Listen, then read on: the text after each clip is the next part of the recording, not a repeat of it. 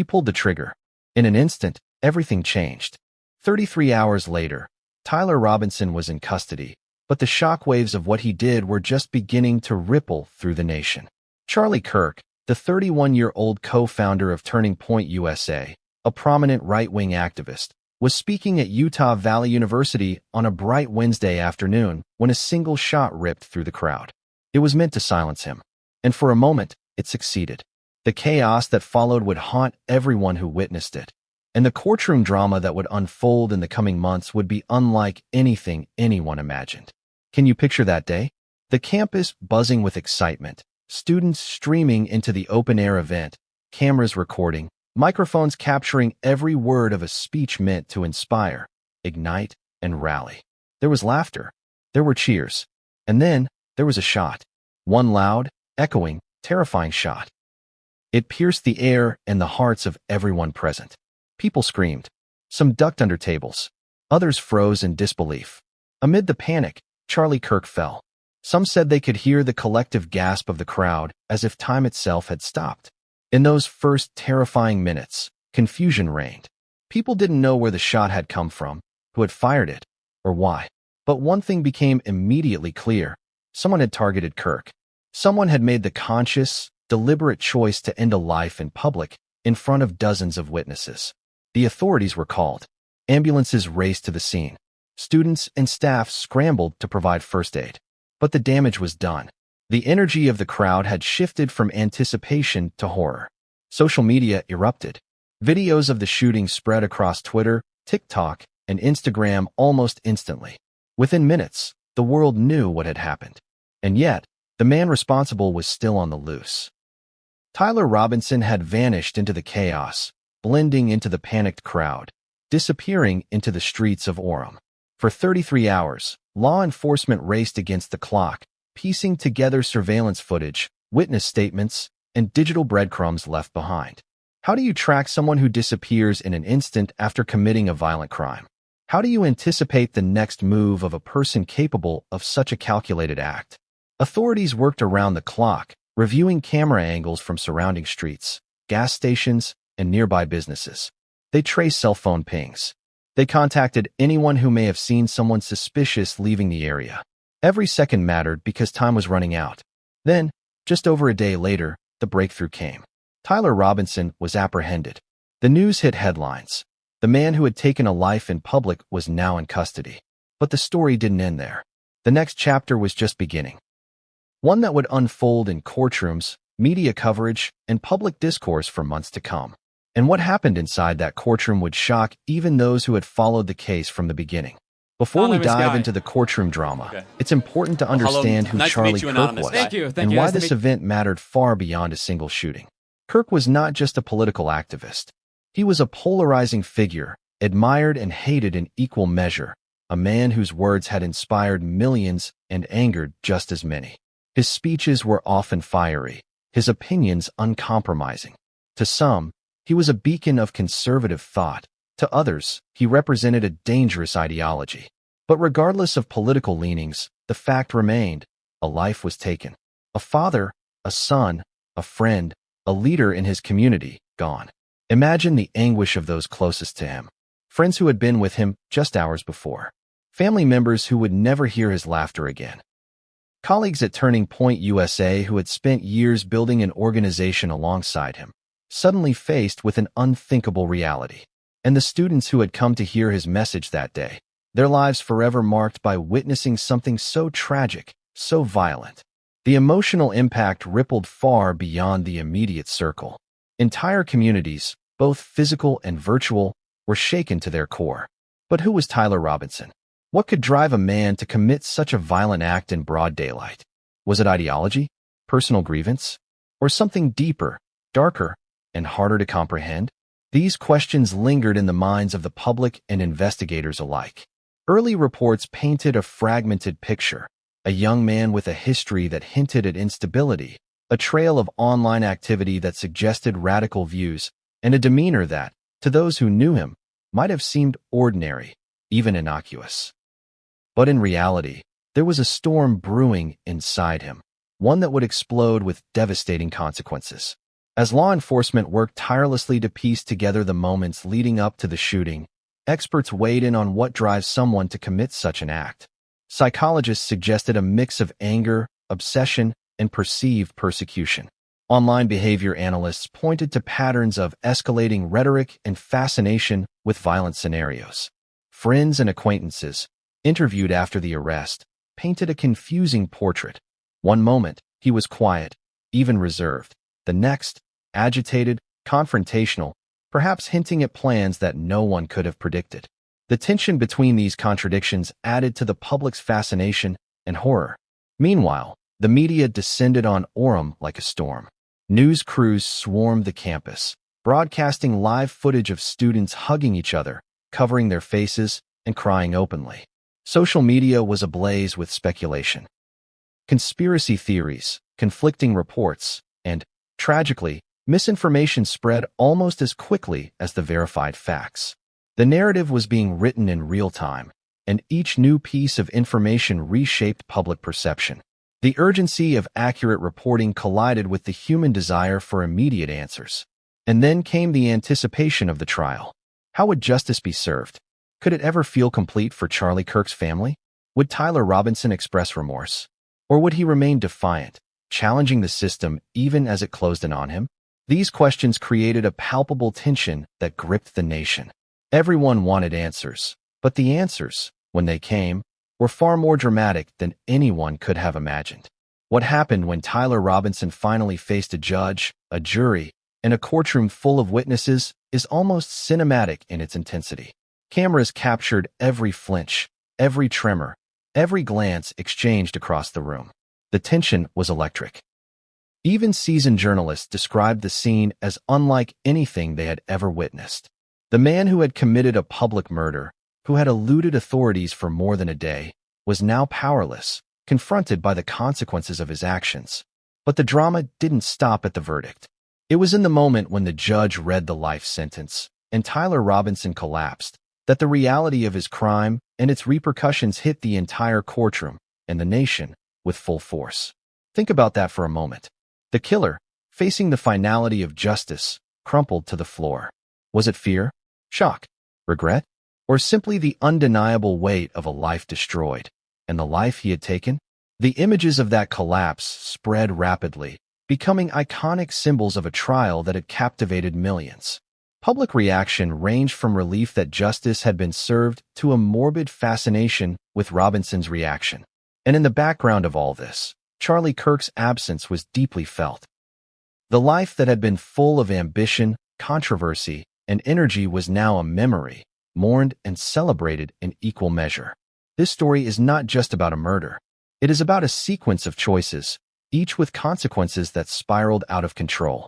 It is about the intersection of ideology, violence, and public life.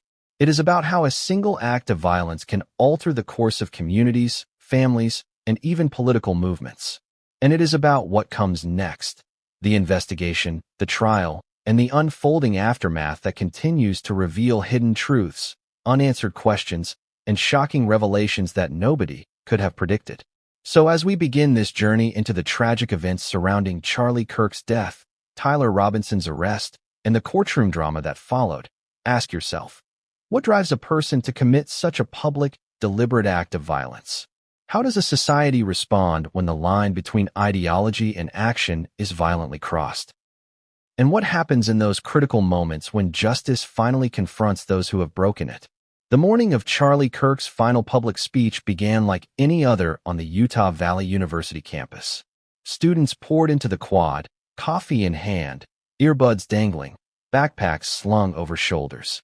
Birds chirped overhead, the sun glinting off the campus's modern architecture. There was excitement in the air, a charged anticipation that comes from expecting something extraordinary. Few could have predicted that this day would end in tragedy, leaving an indelible scar on everyone present. Charlie Kirk had been scheduled to speak for months.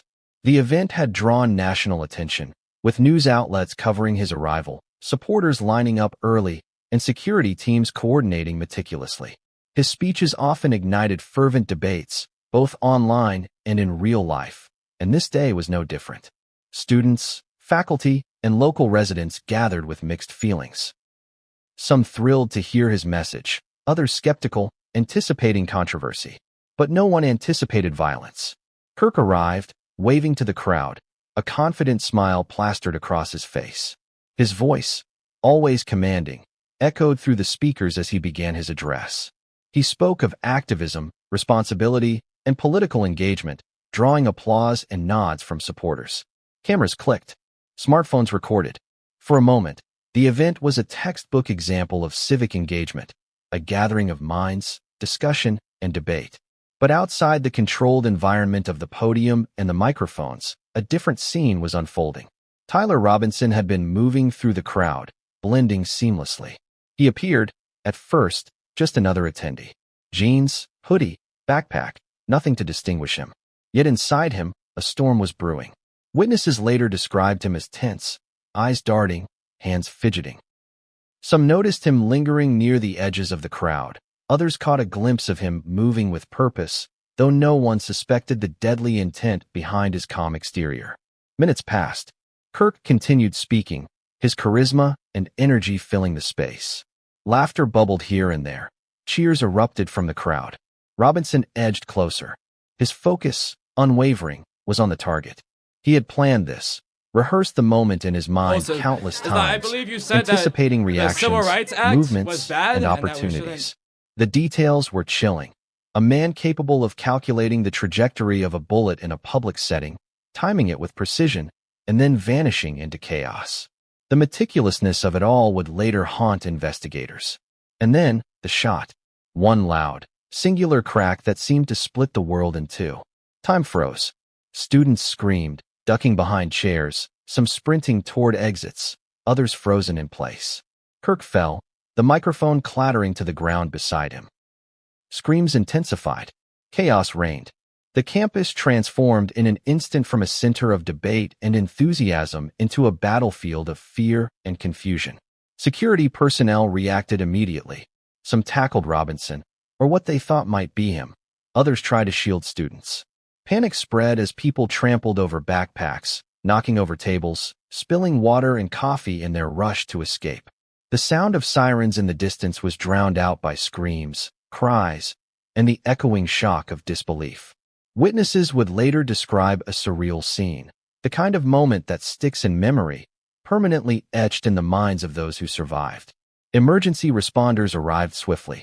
Paramedics moved toward Kirk, assessing injuries, attempting to stabilize him, and calling for immediate evacuation. Students and staff formed a human wall around him, shielding him from further danger. But it was too late. Charlie Kirk had been critically injured. The shots had hit with precision, and the weight of that violence settled over the crowd like a heavy fog. Meanwhile, Tyler Robinson disappeared into the surrounding streets, leaving behind chaos and terror. For 33 hours, the authorities would chase him across Orem, tracing digital footprints, eyewitness accounts, and camera footage. Every minute of those 33 hours added tension, uncertainty, and fear. Who was this man? What had driven him to commit such a violent act in broad daylight? Could he strike again? As law enforcement combed the area, they began reconstructing the sequence of events. Surveillance footage showed Robinson entering the campus early, lingering near entry points, and positioning himself strategically. Witnesses described the calmness in his demeanor, a chilling contrast to the panic around him. Some questioned whether anyone could have predicted this, or if it was simply a catastrophic failure of awareness, I appreciate that. a single individual exploiting an unguarded moment with devastating consequences. Across the city, the news spread like wildfire. Parents called their children. Social media feeds exploded with videos of the shooting, eyewitness accounts, and frantic updates from campus authorities. Politicians, activists, and media personalities weighed in, offering condolences, analysis, and speculation. The narrative was being shaped in real time, and with every passing hour, the nation became more consumed by the story. Yet the focus was not only on Kirk's fate. People wanted to know about the perpetrator, Tyler Robinson. Who was he? Why had he done this? Was it political, personal, or something entirely unforeseen? Early reports painted a fragmented picture. A man with a record of minor offenses, some disturbing online activity, and a social circle that offered little insight into his motivations. Friends and neighbors were shocked, claiming they never suspected he was capable of such violence. In those early hours, investigators faced a monumental task. They needed to confirm Robinson's identity, track his movements, and prevent any potential further harm. Tips flooded in from the public, some credible, others false. Each lead required careful scrutiny. They worked tirelessly, mapping routes, checking gas stations, toll booths, and social media posts. Every small detail could provide a breakthrough, and eventually, it did. 33 hours after the shooting, Robinson was apprehended. The relief in Orem was palpable, but the story had only just begun. Questions remained. What drove him to target Kirk? How did he plan the act with such precision? And how would the justice system respond to a crime so violent, so public, and so shocking? The answers would unfold in the courtroom, a stage set for drama, tension, and an emotional reckoning that no one could have predicted. But what happened inside that courtroom would shock the nation, and it began with Robinson's first steps into the judicial arena, trembling under the weight of what he had done. The moment Tyler Robinson was apprehended, a strange mixture of relief and disbelief rippled through Orem. Relief that the man responsible for taking a life had been caught. Disbelief that, in the span of just over a day, someone could commit such a calculated act and vanish into thin air. Social media lit up with every detail being released by law enforcement. News networks interrupted regular programming to cover the arrest. Parents held their children closer, and friends of Charlie Kirk began to grapple with the cruel reality. Their friend, mentor, and leader was gone. Inside the police station, Robinson sat handcuffed, flanked by officers who were wary, even fearful, of what they were dealing with. He was silent at first, expressionless, as if the arrest meant nothing. But law enforcement soon discovered cracks in that stoic exterior. When questioned about his whereabouts during those 33 hours, he offered cryptic answers. There was no remorse, no apology, only an eerie calm that unnerved investigators. Was he truly unbothered, or was he carefully measuring his words, calculating his responses to minimize his exposure? The investigation into Robinson's background intensified. Journalists, true to form, began digging into every detail of his life. High school classmates recalled odd behaviors, long periods of isolation, intense focus on political debates online, an obsession with controversial figures. Some neighbors described him as quiet, unassuming, even friendly, but there were cracks in that facade. In his bedroom, police found a disturbing collection of writings and online activity that revealed deep-seated anger and obsession with ideological figures, conspiracy theories, and scenarios of violence. It painted a portrait of a young man who had been spiraling toward this moment for years, each piece of content another breadcrumb leading to tragedy. Meanwhile, the campus was left reeling. Students returned cautiously, some in therapy sessions to process what they had witnessed, others still haunted by the sound of that single shot. Counseling centers were overwhelmed. Faculty worked tirelessly to reassure students that the campus was safe, but the psychological impact was undeniable. Videos from the day circulated endlessly, shaky camera footage, cell phone captures of screams and chaos, the heartbreaking image of Charlie Kirk falling to the ground. Each clip spread further, becoming viral symbols of a tragedy that had captured the nation's attention. Families of the victims were not the only ones grappling with grief. Supporters of Kirk across the country mourned the loss of a figure they believed in deeply. Critics, meanwhile, found themselves wrestling with an uncomfortable truth. Even those who opposed Kirk ideologically could not ignore the brutality of his death. Political commentators, both left and right, weighed in on the consequences of polarized rhetoric and the potential for extremist actions to escalate into violence.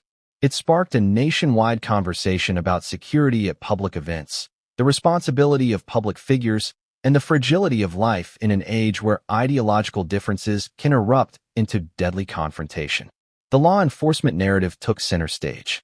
Detectives provided meticulous accounts of the investigation, the collection of surveillance footage, tracing digital activity, witness interviews, and tireless coordination with federal and local agencies. Each detail underscored the complexity of capturing Robinson, whose disappearance after the shooting had initially stumped investigators. They reconstructed his movements, blending into traffic, taking public transportation, relying on pre-planned routes to avoid detection. His elusiveness was a chilling reminder of how calculated this act had been. As the arrest was finalized, Robinson's image became a focal point for media coverage. News anchors broadcast footage of him being led away, face pale, eyes darting. Reporters dissected every expression, speculating on guilt, remorse, or defiance. Social media erupted with reactions: outrage, fear, curiosity, and a morbid fascination with the unfolding story. Every angle, every detail, became subject to debate. Analysts discussed potential motives, psychological profiles, and the broader implications for public safety. For Charlie Kirk's family and friends, the arrest offered no comfort. The man responsible was caught, yes, but the pain remained. Funerals and memorials were planned, each attended by mourners grappling with the sudden loss. Speeches were made, tears shed, candles lit. The impact of his death extended far beyond Orem. National political conversations were temporarily redirected, with media coverage highlighting the dangers faced by public figures and the consequences of extreme ideologies. It was a tragic reminder of how one act of violence could resonate far beyond its immediate target. As authorities prepared for the trial, tension built across the nation. How would Robinson respond when confronted with his actions in a courtroom? Would he show remorse, admit guilt, or continue to assert some version of justification? Legal experts debated strategies for both prosecution and defense, analyzing every possible scenario, from a plea deal to a full trial with a jury. Security measures were heightened at every court appearance, given the high-profile nature of the case and the potential for further disruption. The courtroom became the stage for the next chapter of this tragic story. Journalists, political commentators, and public spectators packed the benches, all seeking to witness the moment when justice would confront one of the most shocking crimes in recent American political history. Every step, every gesture, every word would be dissected and analyzed. The weight of expectation was enormous, but so too was the gravity of the crime. Robinson, once elusive and untouchable, was now powerless in the face of legal scrutiny. And then came the moment that would become etched in public memory. The sentence: life imprisonment. The words echoed through the courtroom, a definitive, irrevocable judgment. Robinson's reaction was immediate and dramatic. He collapsed, trembling, overwhelmed by the weight of his actions and the reality of the consequences. Lawyers, officers, and court personnel rushed to assist him. Witnesses described a surreal scene. A man who had attempted to take control through violence now rendered utterly powerless by the system he had challenged. The emotional impact of that moment cannot be overstated. Families of victims felt a fleeting sense of closure, even as grief lingered. Students and supporters of Kirk processed the reality of justice meted out in real time. Across the country, millions watched, read, and discussed the scene, a dramatic, humanizing glimpse into the consequences of one life-ending decision. Yet, even as the gavel struck and Robinson's sentence was pronounced, the story was far from over. Questions lingered. How could such a tragedy have been prevented? What warning signs were missed? And perhaps most importantly, what would this mean for public events, security protocols, and the national conversation on ideological extremism? The answers would slowly emerge in the weeks and months following the trial, revealing layers of insight, frustration, and shocking discoveries that few anticipated. The day everything changed had come full circle. From the bright morning filled with anticipation to the shocking afternoon of violence and the tense hours of investigation, Orem and the nation had witnessed the full arc of tragedy. But what would follow? The courtroom revelations, the personal accounts, and the hidden motives behind Robinson's actions would redefine the story entirely. And just when it seemed that justice had been served, another layer of the story began to emerge, one that would shock the public and challenge everything they thought they knew about the case. Who exactly was Tyler Robinson? To many, he had been a ghost, a fleeting name on news headlines, a blurred figure in surveillance footage. But behind that face and those chilling actions was a life filled with contradictions, secrets, and warning signs that no one fully pieced together until it was far too late. To understand how a 28-year-old could plan and execute a public assassination with such precision, we need to dig into his past, layer by layer. Robinson grew up in a quiet suburb of Orem, Utah. At first glance, the kind of community he belonged to seemed unremarkable: manicured lawns, two-car garages, families waving from driveways. He was the sort of kid who blended in, nodding at neighbors, smiling politely when called upon. Teachers described him as bright but distant, a student who excelled academically but rarely engaged socially. Friends from childhood remembered him as quiet, reserved, sometimes moody, someone who carried himself differently, often lost in thought. Yet beneath that calm exterior, early signs of instability existed. In high school, Robinson began spending hours online, navigating forums and social media groups that glorified ideological extremism. He was drawn to debates on politics, conspiracies, and contentious public figures.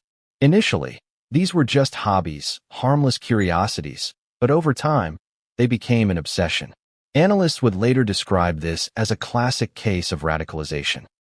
A gradual immersion into a digital echo chamber that reinforced anger, paranoia, and a sense of grievance. Family members recall arguments and tension during his teenage years. A younger sister described him as angry sometimes, but not at anyone in particular, just angry at the world. Neighbors reported seeing him pacing late at night, headphones on, muttering to himself. While most dismissed it as typical teenage behavior, in hindsight, these were early signs of a mind preoccupied with darker thoughts, a mind that would one day execute violence with cold precision. Robinson's online presence began to reveal a different side of him. Social media profiles painted a picture of a young man deeply entrenched in political discourse, often posting inflammatory content about public figures, policy decisions, and societal structures. The tone of his posts grew increasingly hostile over the years. Analysts who later reviewed his digital footprint noted an escalating obsession with Charlie Kirk in particular. He shared videos of Kirk's speeches, dissected his words line by line, and engaged in debates with strangers about the consequences of Kirk's rhetoric. What seemed like typical political engagement at first was, in reality, a warning signal that went unnoticed. Friends and acquaintances from his college years recalled moments that, in hindsight, were deeply unsettling. He would speak passionately about making a statement or sending a message without specifying what he meant. Some laughed it off as hyperbolic rhetoric, the exaggerated words of a young man trying to stand out. But these remarks were the early whispers of intent, indicators that Robinson had been harboring plans that would eventually explode into violence. Psychologists later pointed to a pattern common in individuals who commit public acts of targeted violence. Robinson exhibited traits of social isolation, obsession, fixation on a public figure, and increasing preoccupation with planning. Unlike many who express anger through words online, he took the final step to act, converting ideological frustration into physical execution. The transformation from passive observer to active perpetrator was both terrifying and, in some ways, predictable, yet no intervention occurred in time. Another aspect of Robinson's life added to the intrigue. His social circle was limited but deeply influential. He was surrounded by people who reinforced his beliefs, individuals who shared his worldview but did not necessarily encourage violence.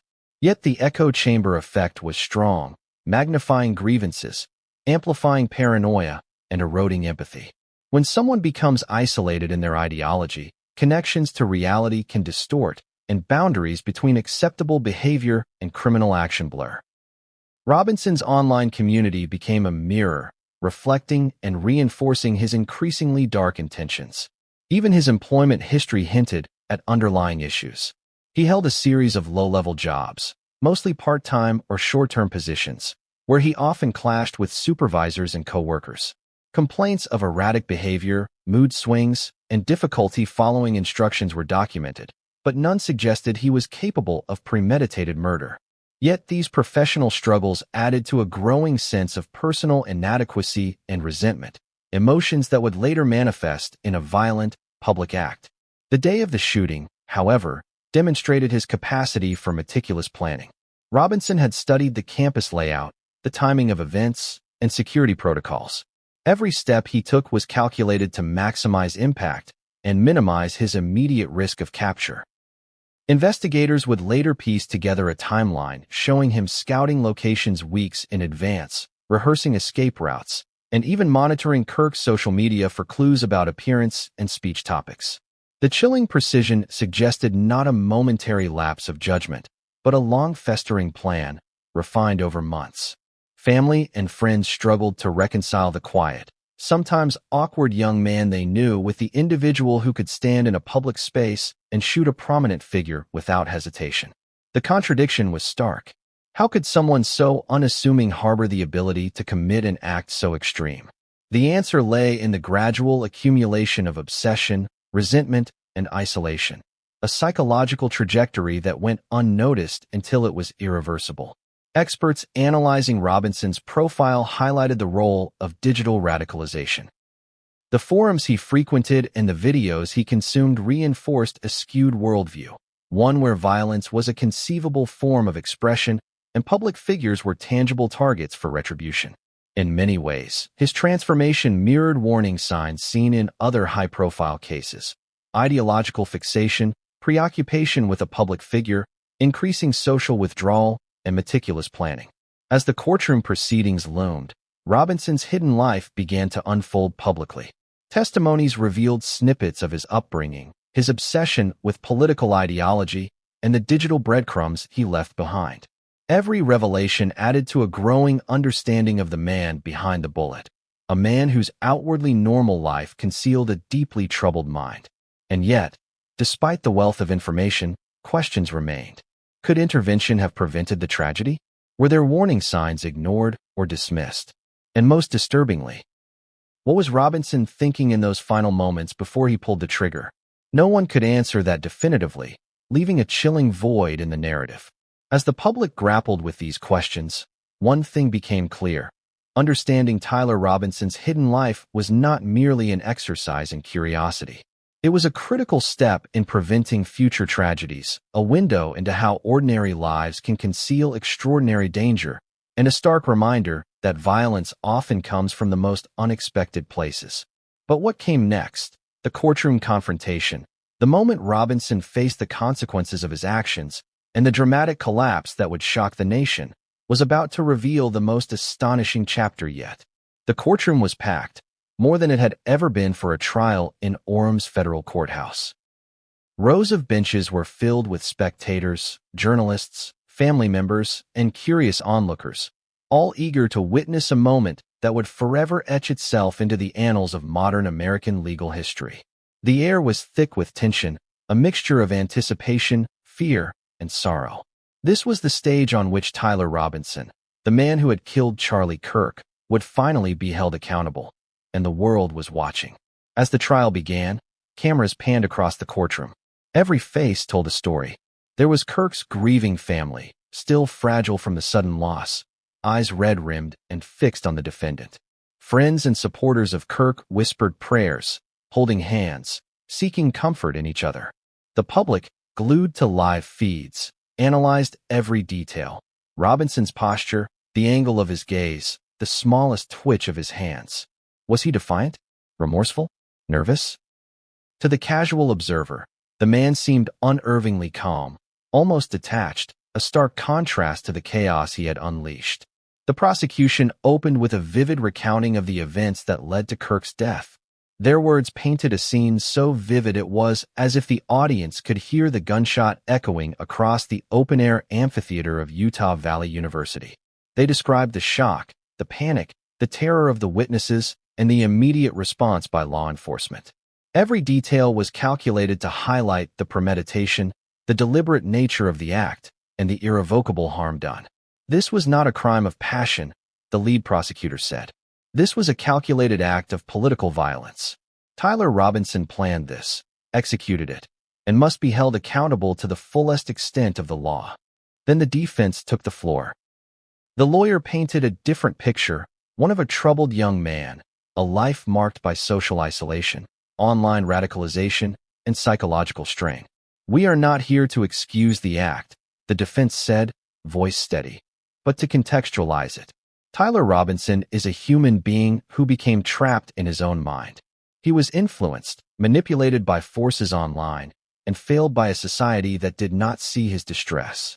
There was a pause, and a hush fell over the room as the words sank in.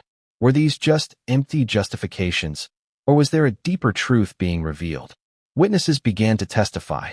Survivors from the event described the chaos in real time: screams, running, and the abrupt silence following the fatal shot.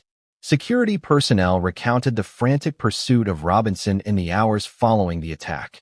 Friends and colleagues of Charlie Kirk spoke about the man himself, his charisma, his passion, and the way he inspired so many. Their testimonies were laced with grief, pride, and heartbreak, creating an emotional narrative that no jury or audience member could ignore.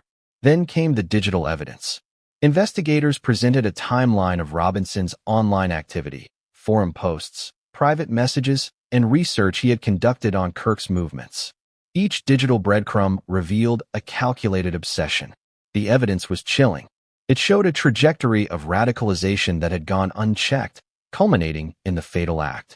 The jury leaned in, the tension in the courtroom palpable. How could someone so young, so seemingly ordinary, plot an act of political assassination with such precision? Psychological experts were called to the stand, providing insight into Robinson's mindset. They discussed patterns of radicalization, social isolation, and cognitive distortion. They explained how exposure to echo chambers of extremist rhetoric can warp perception, normalize violence, and dehumanize targets. The analysis was meticulous, scientific, and deeply unsettling. It forced the courtroom, and the nation watching, to confront a difficult truth. Violence can emerge from the most unexpected corners of society, nurtured by unseen and often online forces.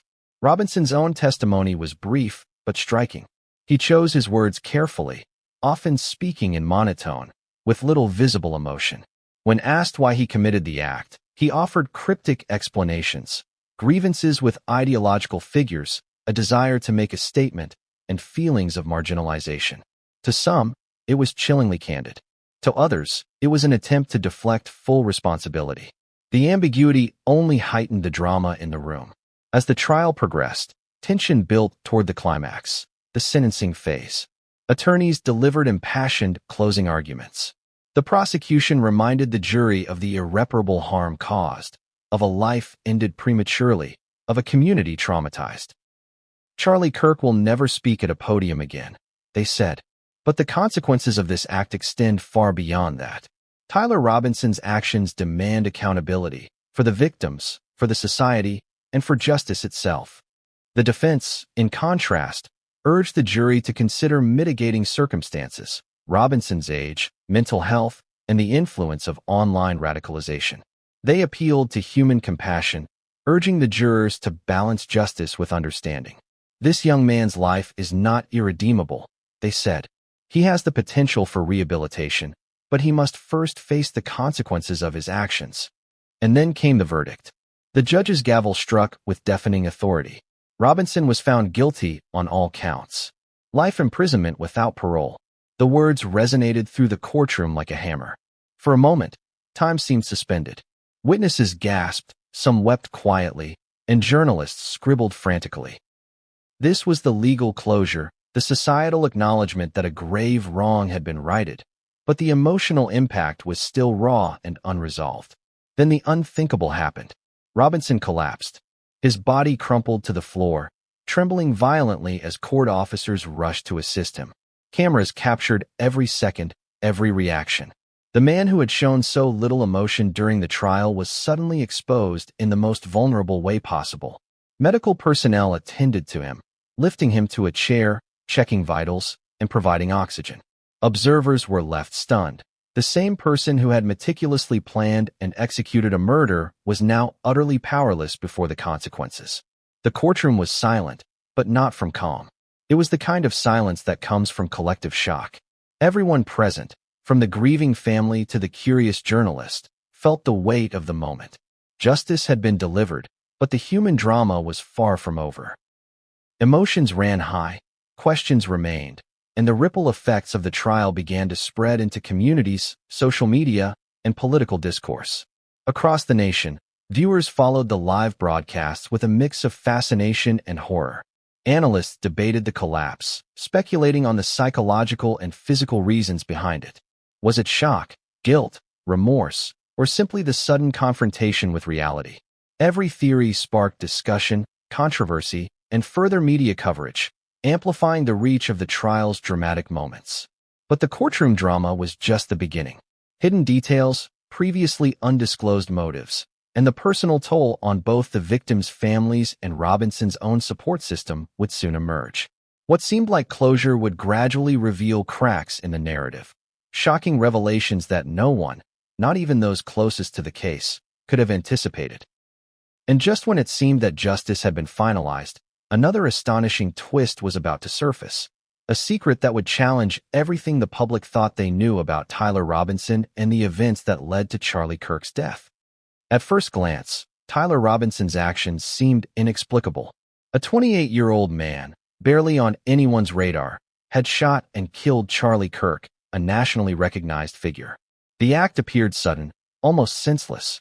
But as investigators, journalists, and psychologists delved deeper, a more complex picture began to emerge, one that suggested Robinson's motivations were layered, personal, and disturbingly calculated.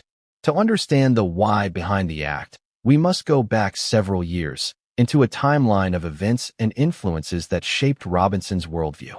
It's easy to dismiss violent acts as spontaneous outbursts, but in many cases, including this one, there are warning signs, ideological patterns, and personal grievances that escalate over time.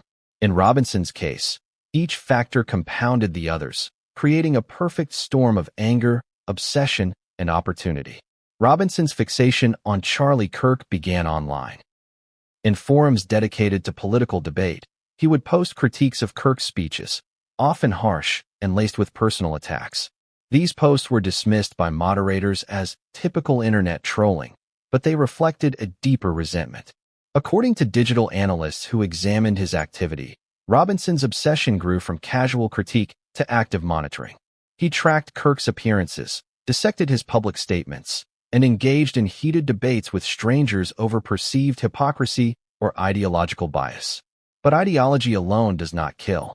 Psychologists emphasize that Robinson's motivations were a blend of personal grievances and ideological fervor. Friends describe him as someone who harbored simmering anger about perceived injustices in his own life, missed opportunities, failed relationships, and social isolation. This personal frustration was then filtered through a lens of political extremism, amplifying his resentment toward a public figure he saw as embodying everything he despised. One revealing detail came from a former coworker who shared that Robinson often spoke of making a statement and showing the world the truth. At the time, these statements were dismissed as exaggeration, harmless venting. Yet in hindsight, they were ominous foreshadowing. The language he used reflected a mindset in which personal grievances became intertwined with a sense of moral duty to act, a dangerous combination that can lead to premeditated violence. Family members offered further insight. Robinson's upbringing was marked by both affection and tension. His parents were loving but reportedly struggled with communication and discipline. Some argued that this environment may have contributed to a sense of detachment from social norms or an internalization of frustration. Siblings described moments of emotional volatility where Robinson would react disproportionately to minor conflicts. Experts later noted that this pattern of emotional reactivity, combined with social isolation, created fertile ground for radicalization. Another factor in Robinson's hidden motives was his immersion in online communities that reinforced extreme ideologies. These spaces provided validation, amplified grievances, and normalized violence as a means of action. The reinforcement cycle was powerful. Robinson expressed frustration, received confirmation from peers online, and escalated his thinking to increasingly drastic solutions. By the time he made his first concrete plans to confront Kirk, his perception of right and wrong had already been warped by constant exposure to these echo chambers. Financial stress and life instability also played a role. Robinson had a series of part-time jobs that were inconsistent, with little opportunity for advancement. Reports from colleagues indicated that he often felt resentful toward those who seemed to have it easy, contributing to a growing sense of unfairness and disillusionment. Some psychologists would later argue that this economic frustration may have reinforced his ideological resentment, creating a narrative in his mind where public figures were symbolic targets for all perceived injustices.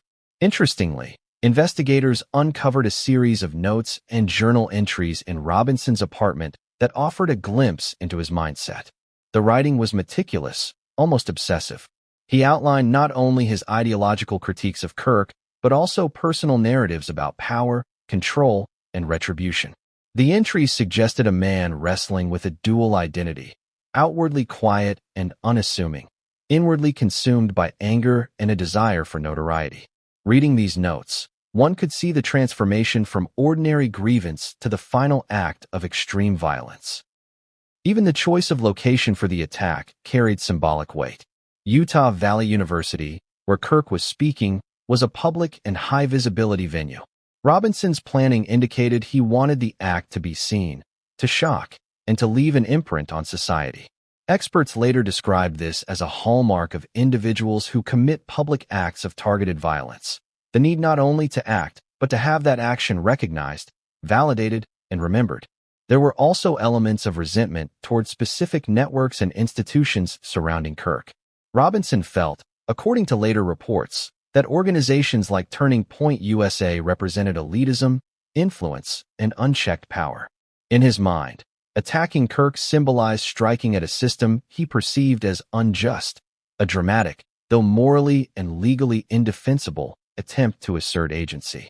Despite the meticulous reconstruction of motives, some questions remain elusive. Did Robinson anticipate the real human cost of his actions?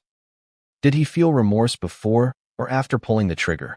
Experts debated whether he fully understood the consequences or whether ideological obsession had blinded him to reality. The ambiguity adds a chilling dimension to his story. A man capable of understanding strategy, detail, and planning, yet potentially oblivious to the gravity of taking a life. Public reaction to the emerging understanding of Robinson's motives was polarized. Some argued that his upbringing, mental health, and online radicalization mitigated his culpability, while others emphasized personal responsibility, noting that countless individuals experience frustration and exposure to extremism without resorting to murder.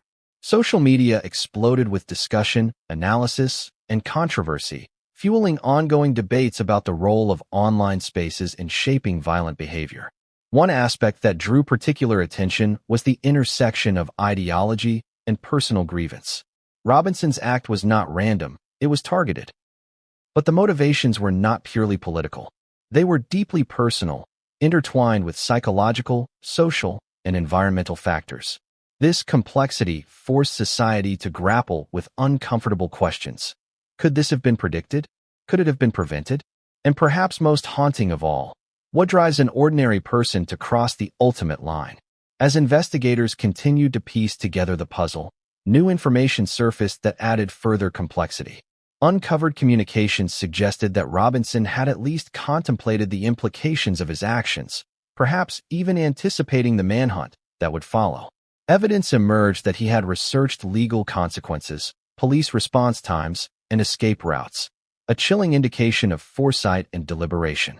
And yet, despite all the information, there was one element that remained mysterious: the moment before he pulled the trigger. What was going through his mind as Charlie Kirk spoke to the crowd? Was it anticipation, excitement, fear, or something darker, an absence of empathy? No one could say for certain, leaving the public with a haunting image of premeditated violence and the enigma of human motivation. But what came next would reveal that Robinson's motives were not the end of the story. Hidden alliances, secret communications, and undisclosed influences began to surface in ways that would shock even the most seasoned observers. The investigation was far from complete, and the courtroom drama was only the tip of the iceberg. The moment the first gunshot rang out at Utah Valley University, chaos erupted. Students screamed, faculty ducked for cover, and a crowd that had been listening intently to Charlie Kirk's speech was suddenly thrust into a nightmare. But while the immediate horror lasted only seconds, the story of that day had just begun. Because once Tyler Robinson disappeared into the surrounding streets, A manhunt unlike anything the small city of Orem had ever seen was set into motion, a desperate, relentless search that would span 33 harrowing hours. It began with the initial law enforcement response. Police officers on campus radioed in reports of an active shooter, rapidly sealing exits and evacuating attendees. Officers described the scene as surreal. Students crying, security personnel giving frantic instructions, and the lifeless body of Kirk lying near the stage.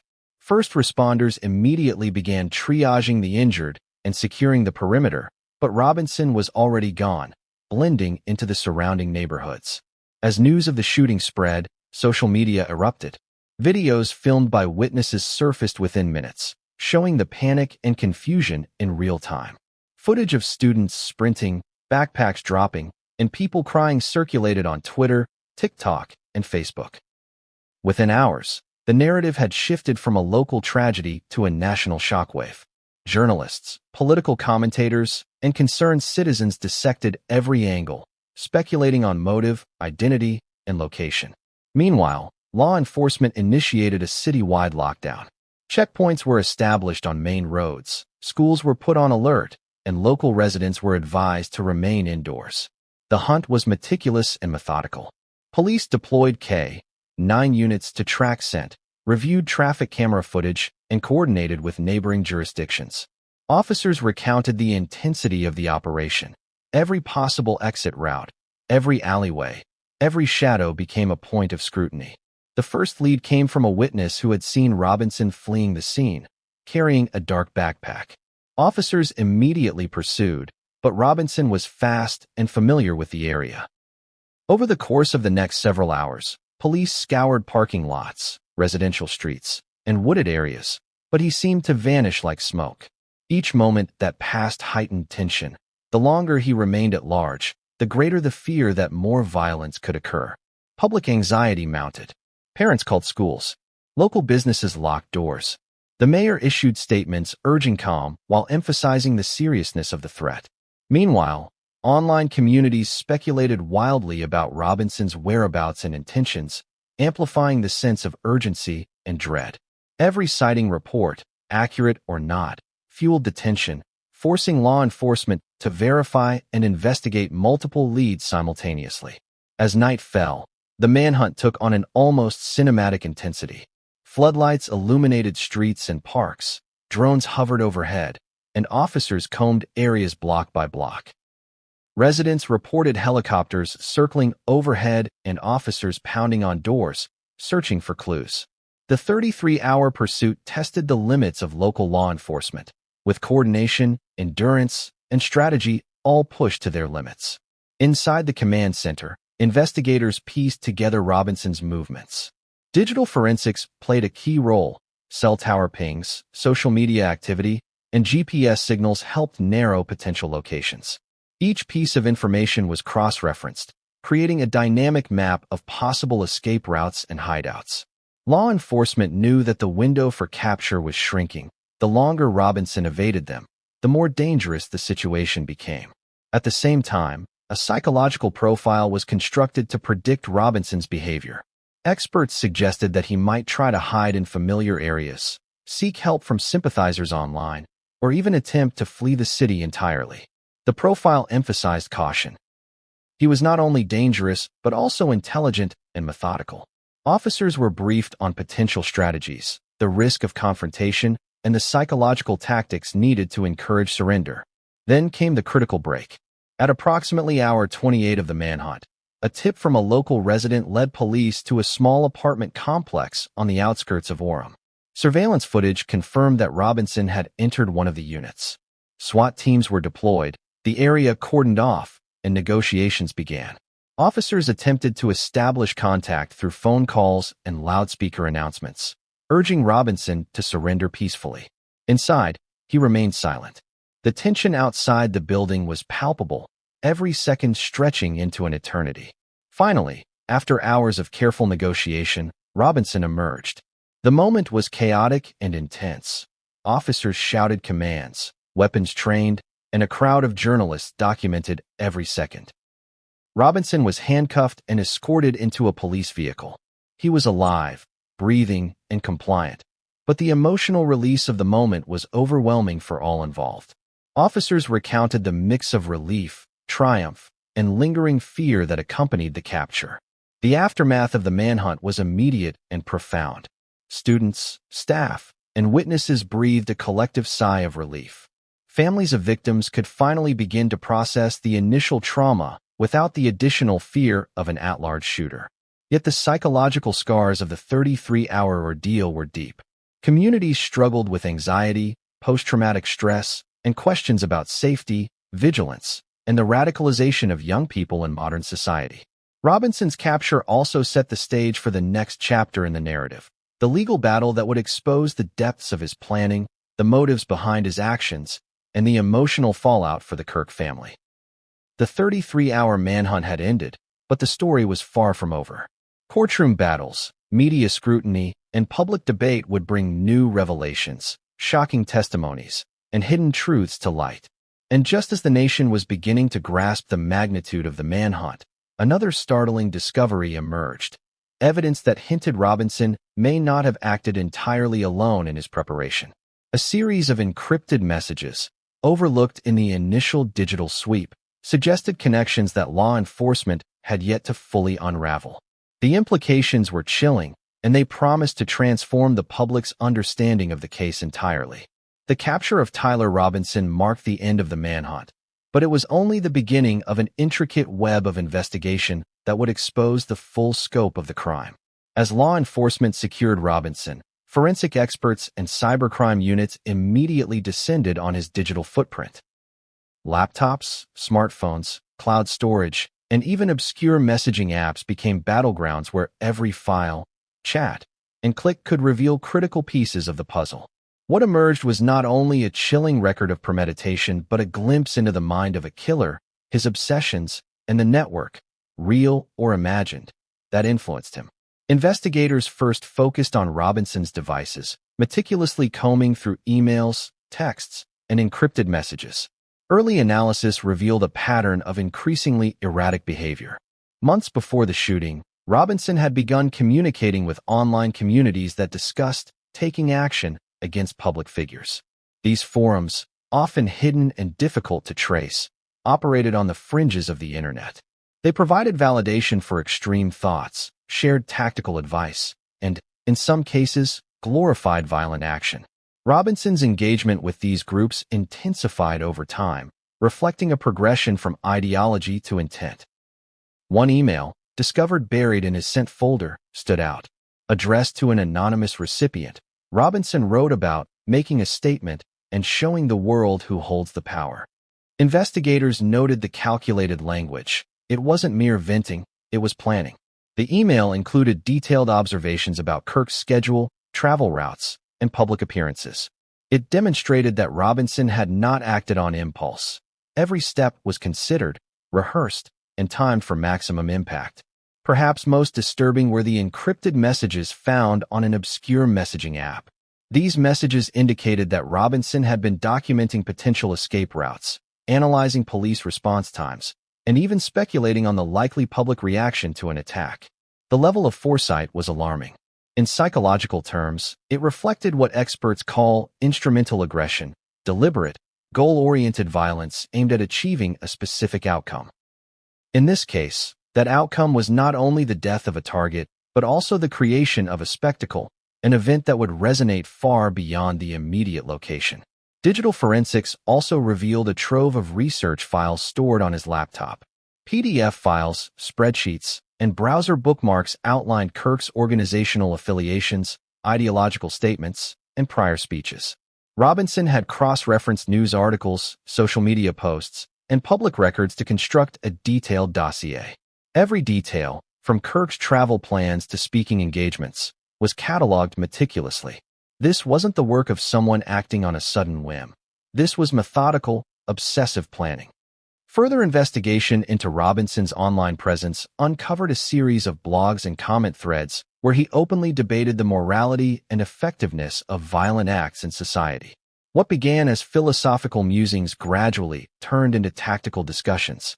He compared high-profile political figures, analyzed previous attacks, and even outlined the potential consequences of being apprehended. This digital trail painted a portrait of a man consumed by ideology, yet simultaneously fascinated by the mechanics of violence. Law enforcement also discovered communications that hinted at the possibility of external influence or mentorship. While there was no concrete evidence of a co-conspirator, Robinson had engaged with individuals who provided advice on concealment, movement, and strategy. Some messages contained phrases like, "You know what to do," and "timing is everything," cryptic but suggestive of guidance or reinforcement. Investigators could not immediately confirm whether these individuals were physically present, online acquaintances, or simply echoes of his own internal monologue projected in conversation. The evidence extended beyond digital communications. Physical items collected during the arrest, notebooks, tactical gear, and planning documents, revealed the depth of preparation. Notes included detailed maps, checklists, and even contingency plans in case he was confronted by law enforcement. The level of preparedness underscored a frightening truth. Robinson had mentally rehearsed the attack countless times, visualizing the crowd, the response, and the aftermath. Even more chilling was the discovery of a timeline Robinson had created in his notebooks. It detailed dates, locations, and hypothetical sequences of action. The timeline began with innocuous events, such as online research and route familiarization, but escalated to the day of the shooting. Each step was calculated. Arrival, observation, execution, and escape. Forensic analysts noted that this timeline matched his actual movements almost perfectly, confirming that his planning was both precise and deliberate. The digital and physical evidence combined to tell a narrative of transformation. Tyler Robinson, once an ordinary young man living a relatively isolated life, had morphed into a focused, deliberate killer. Ideological obsession, personal grievance, and methodical preparation converged in a way that few could have predicted. The evidence left investigators and the public grappling with uncomfortable questions. How could someone with no prior record orchestrate such a violent act? What factors pushed him from online rhetoric to lethal action? And what signs, if any, could have predicted this trajectory? As prosecutors began reviewing the evidence, the focus shifted to how it would be presented in court. Each piece, from the encrypted messages to the meticulously planned timeline, was a building block in the case against Robinson. Lawyers and investigators debated the sequence of presentation, the weight of each piece, and how best to convey the premeditated nature of the crime to the jury. The goal was to ensure that the evidence not only demonstrated guilt, but also painted a full picture of motive, intent, and calculated execution. Yet, even with all this, there remained unanswered questions. Some files suggested Robinson may have considered alternative targets or earlier attempts, raising the possibility that the attack on Kirk was part of a larger pattern of planning that had been interrupted by circumstances or indecision. These hints added layers of complexity to the case, fueling speculation among experts and the public alike. The hidden communications also revealed something more subtle: Robinson's internal struggle. Within the messages and notes, analysts detected moments of doubt, hesitation, and self-reflection. Lines such as, "Is this the right way?" and "Will they understand?" appeared intermittently, suggesting that despite the meticulous planning, Robinson was aware of the moral and social weight of his actions. These glimpses of internal conflict added a human, if unsettling, dimension to the evidence. And just when the narrative seemed complete, investigators uncovered one final digital revelation: a series of scheduled messages and drafts meant for social media, intended to be posted after the attack. The messages contained ideological justifications, explanations of motive, and attempts to frame the narrative publicly. This discovery underscored the chilling reality that Robinson's attack was not only about physical violence, but also about controlling the story, shaping perception, and leaving a lasting imprint on the ideological battlefield he so fervently inhabited. The evidence, in all its complexity, would form the backbone of the prosecution's case. Each digital trail, encrypted communication, and meticulously documented plan demonstrated not only intent but premeditation, leaving little room for doubt. But more than that, it revealed the chilling interplay between ideology, personal grievance, and the influence of modern technology in radicalizing an individual to the point of murder. The courtroom drama that followed would hinge on this evidence, each revelation meticulously unpacked for the jury and the public. And as the day of sentencing approached, there remained one critical question. How would Tyler Robinson react when confronted with the full weight of his actions and the evidence amassed against him? The answer, when it came, would shock everyone, from law enforcement to the public, and set the stage for one of the most dramatic moments in recent criminal history. The day of Tyler Robinson's sentencing arrived with a tension that gripped not just the courtroom, but the nation.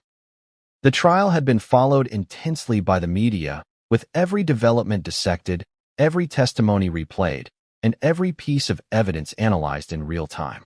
By the time the courtroom doors opened, the air was electric, a combination of anticipation, fear, and sorrow. Families of victims, members of the public, and journalists packed the room, waiting for the culmination of a legal drama that had begun 33 hours earlier with a shot that changed lives forever. Inside the courtroom, the atmosphere was heavy. Robinson sat at the defendant's table, his hands cuffed, eyes downcast. He had heard testimony from witnesses who described the chaos of the shooting, seen video footage of the panic that erupted on campus, and watched the painstaking reconstruction of his movements and planning.